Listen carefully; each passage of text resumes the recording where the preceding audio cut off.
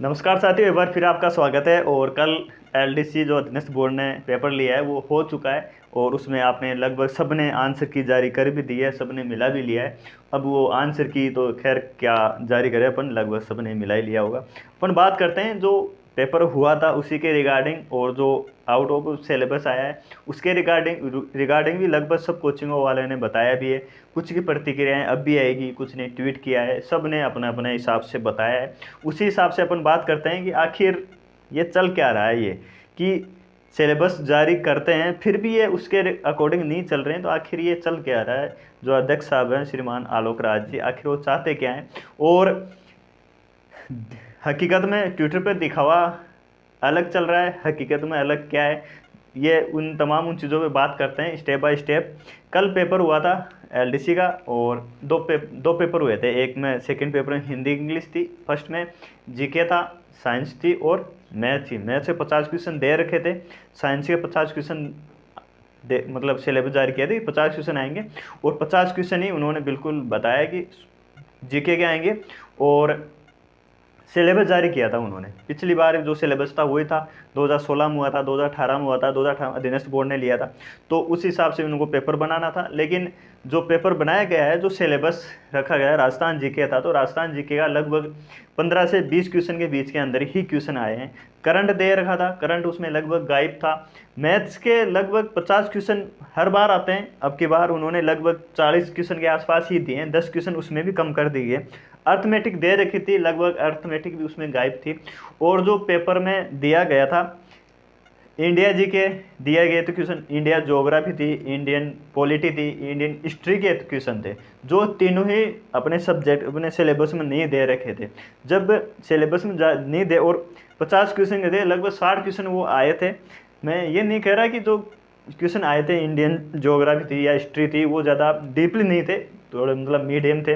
लेकिन जब आप सिलेबस जारी कर दिया है तो फिर जो एलडीसी तैयारी करेगा तो उसकी तरफ क्यों जाएगा, वो तो जो सिलेबस है वही पढ़ेगा। बस सिलेबस जारी क्यों किया जाता है, इसीलिए तो जारी किया जाता है कि आपको वही चीज़ें पढ़ती है। और हर कोचिंग वाले ले लो या जो भी इंसान सफल हुआ है, जो किसी भी पोस्ट पर पहुंचा है, वो ये कहता है कि आप सिलेबस है ना वही मेन टारगेट होना चाहिए, उसी के आसपास चीज़ें पढ़ो। आप बाहर की सिलेबस की क्यों पढ़ रहे हो, आप खुद उस पोस्ट पे विराजमान हो, आप आर्मी से रिटायर होके इधर आए हो, तो आपको भी पता है कि जो चीज़ें आप भी किसी मिशन पर गए होंगे, तो आपने भी तो वैसे देखा है कि हाँ साहब आप जम्मू कश्मीर में गए तो वहाँ गए तो आप उसी को देखोगे। आप जम्मू कश्मीर गए तो आप राजस्थान का थोड़ी देखोगे कि राजस्थान में क्या स्थिति चल रही है, आप मेन वही देखोगे कि आपको वही दिया गया है और उसी की रिगार्डिंग चलोगे आप, ऐसा थोड़ी है। लेकिन खैर ये खुद उस पर होते हुए भी पता नहीं क्या इनके दिमाग में चल रहा है, क्या है। मुझे लगता है कि इनको अब रिटायरमेंट ले लेना चाहिए, इनकी उम्र हो चुकी है, अब इनके बस की बात नहीं है। ये ट्विटर पर इतना एक्टिव रहते हैं क्योंकि जो ट्विटर पे है ना, ये इनको पता है इस चीज़ का कि अपन कुछ भी डालें, एक दिन विरोध चलेगा, 2 दिन चलेगा, उसके बाद में कुछ नहीं होने चला। और अपन आपने देखा होगा कि अभी अकाउंटेंट का रिजल्ट आया था, अकाउंटेंट का रिजल्ट आने के बाद में उस टाइम भी खूब इनका मतलब इनका रिट्वीट करना या विरोध करना काफ़ी कुछ हुआ था, ट्विटर पर हुआ था। आज उसको चीज़ भूल चुके हैं। लेकिन 23 क्वेश्चन डिलीट होने के बाद में भी ये उनको ये समझ में नहीं आया कि यार वो जो गलती की थी, एक गलती होने के बाद में उसको सुधारा जाता है, ना कि उसको अपन वही गलतियां अपन वापस बार बार वही कर रहे हैं। उसको आप उस पोस्ट पे विराजमान होकर अगर आप ये गलतियां कर रहे हो तो आप क्या जो आपके बच्चे हैं उनसे क्या उम्मीद करोगे आप। आपको लगता है कि हम तो नहीं साहब, हम जो कर रहे हैं वो सही है और आप ये गलत कर रहे हो। अकाउंटेंट में कि 23 क्वेश्चन डिलीट करने के बाद में भी ये लोग मतलब वापस आज सिलेबस आउट ऑफ सिलेबस। और आप मजे की बात है ट्वीट करके पूछ रहे हैं आप, कि ट्वीट करके ये पूछ रहे हैं कि पेपर कैसा था। 4th ऑप्शन भी दिया था पहले कि आउट ऑफ सिलेबस था, तो लगभग 51% लोगों ने उसको वो किया और उन्होंने डिलीट कर दिया ट्वीट और वापस था। जो ये ट्विटर पर ट्वीट खेल रहे हैं ना, उसका राज ये है कि इनको पता है कि यहाँ से रिटायरमेंट होने के बाद में सैलरी तो हो जाएगी बंद, और फिर क्या करेंगे कि साहब जो ट्विटर पे जो मोटी रकम आती है बढ़िया, लगभग अभी इनके मेरे हिसाब से 1-1.5 लाख रुपये पर मंथ के हिसाब से अभी आ रहा है, क्योंकि बहुत ज़्यादा एक्टिव हैं, हर चीज़ ट्वीट करेंगे। और जो साथी पढ़ने वाले थे आज ज़्यादातर उनके ट्विटर पे एक्टिव रहते हैं। शर्म आनी चाहिए आप साहब। आपने जिस दिन वीडियो बनाया था ना कि मैं हर चीज़ ये डालूंगा, आप काम की चीज़ अपडेट दो। आप आप ऐसी चीज़ें डाल रहे हो कि उससे डाइवर्ट होके और उधर जा रहे हैं, फिर उसमें कमेंट कर। आपको पता है कि इनको अब जाके समझ में आएगा ट्विटर का असली जो खेल है ना, कि जो ट्विटर से जो कमाई होती है वो अब समझ में आई है इनके, कि जितने ज़्यादा ट्वीट होंगे, जितने ज़्यादा रीट्वीट होंगे, जितने ज़्यादा लोग बात देखेंगे अपनी पोस्ट, उतना ही ज़्यादा इनके रेवेन्यू जनरेट होता है। इधर से अधीनस्थ बोर्ड से ये इस्तीफा, वो मतलब रिटायरमेंट होने के बाद में उधर ये एक्टिव रहेंगे, तो जितना अपन कमा सकते हैं, जितने फॉलोअर्स बढ़ा सकते हैं उतने बढ़ा दें। फॉलोअर्स कैसे बढ़ेंगे? फॉलोअर्स बढ़ते हैं आप कंट्रोवर्सी या आप विवादों में रहते हो, तब जाके फॉलोअर्स बढ़ते हैं। आज आप उनके देखना ट्विटर पे इतने रीट्वीट होंगे या जितने ज़्यादा होते हैं ना, ट्विटर है वो ये नहीं देखता कि कमेंट सही हैं या गलत हैं, वो ये देखता है हो तो रहें, देख तो रहें। ये इनके पीछे इनकी है। अब एक चीज़ बताओ, सिलेबस जारी किया जाता है, क्यों जारी किया जाता है? कि आप उसके अनुसार तैयारी करो। आप सिलेबस जारी करते हैं, आप खुद उसके अनुसार पेपर नहीं बना रहे हो, तो आप क्यों फिर बच्चों से इतनी उम्मीद करते हो? आपने ये जारी किया कि 10% अगर ओमार नहीं फिल की गई तो आप वो बाहर कर देंगे, आपने बाहर भी किया है। आपने ये बोल रहे हो कि आप पासपोर्ट फ़ोटो 1 महीने तक पुरानी नहीं होनी चाहिए, वो भी आप चेक नहीं कर रहे हो। वो बायोमेट्रिक होगा, वो भी नहीं है, कुछ भी नहीं हो रहा है। वो जो चीज़ें होते हैं नवाचार के नाम पे एक तरह से कुछ भी नहीं हो रहा है। सिर्फ और सिर्फ अपना जो अकाउंट है चमकाने में लगे हुए हैं, जितना चमका सकते हो उतना चमका रहे हैं। इनको पता है कि जाने के बाद में उधर क्या करेंगे फिर। ये तो सही हुआ कि इनको पहले ट्विटर के बारे में पता नहीं चला, या पहले वाले जो अध्यक्ष थे उनको नहीं पता चला, नहीं तो वो भी ऐसे ही करते हैं।